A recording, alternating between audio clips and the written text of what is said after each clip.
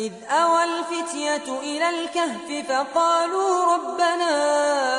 آتنا من لدنك رحمة وهيئ لنا من أمرنا رشدا فضربنا على آذانهم في الكهف سنين عددا ثم بعثناهم لنعلم أي الحزبين أحصى لما لبثوا أمدا نحن نقص عليك نبأهم بالحق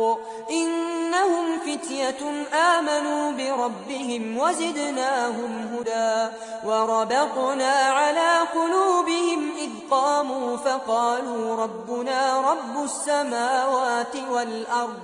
لن ندعو من دونه إلها لقد قلنا